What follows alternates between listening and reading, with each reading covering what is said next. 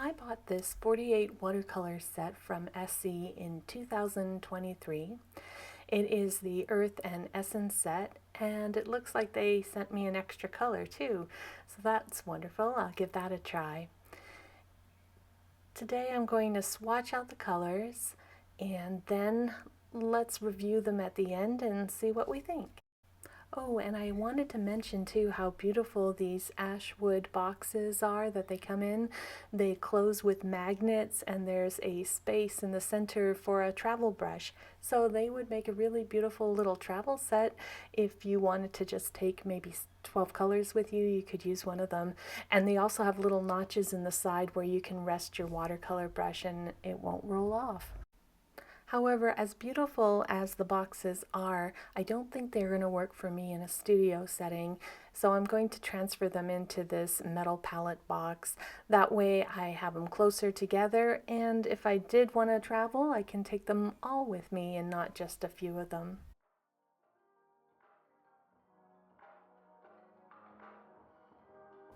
And here they are, unwrapped and put into the metal box. I did put some empty palettes in there to keep them all snug and not sliding around. Even though I know bending the brackets will help keep them in place, I still like to do that. Plus, it's nice to know that I can add some extra colors in there in the future if I want to. I will leave you here as I swatch them out, and keep in mind I put those little black squares in there so we can see how transparent the colors are. And I will meet up with you when I've finished the color card.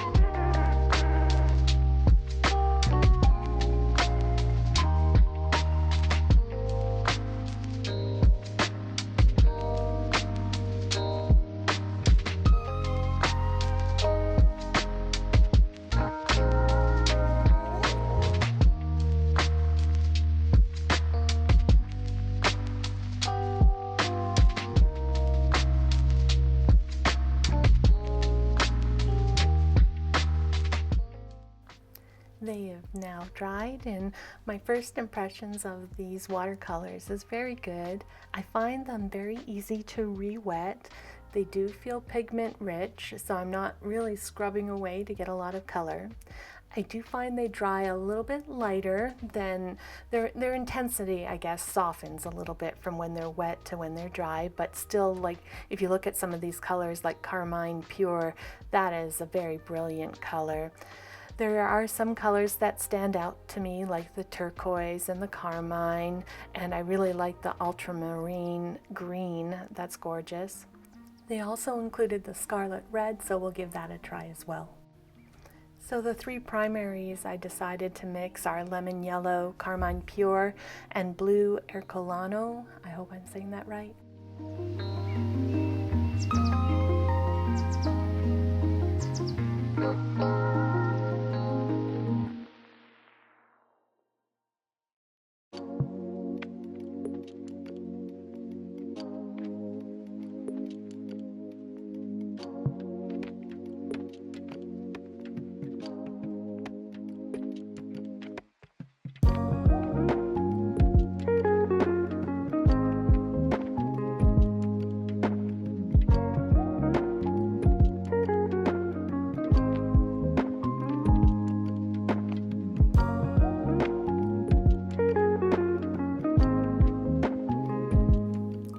Even with using a generous amount of water to do a wet and wet, I'm spraying it here as well to try and get the pigments to move around.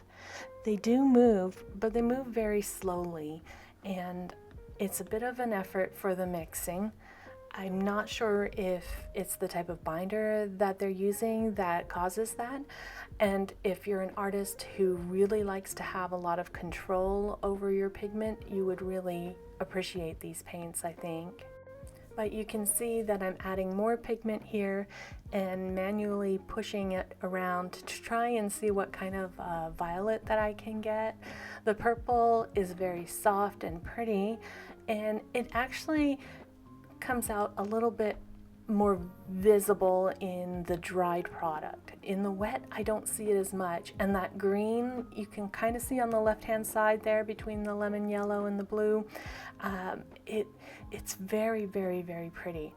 So I think if you mix these colors not on the paper but on the palette, you can get some really nice mixes. However, for me, I find them a bit challenging to work with because I do a lot of my mixing on the paper with wet washes. And I'm also adding some table salt here just to see what sort of a reaction we get with the pigment. But I'll have to let it dry before we can actually see that effect. Now I'm going to try out the scarlet red. It wasn't included in the set, and although I really like the Carmine Pure as a red in there, I was hoping to maybe have a warmer red, so I thought, oh, this would be perfect. and it is a warm red, and it reminds me a little of a scarlet pyrrole that you might see in other paint companies.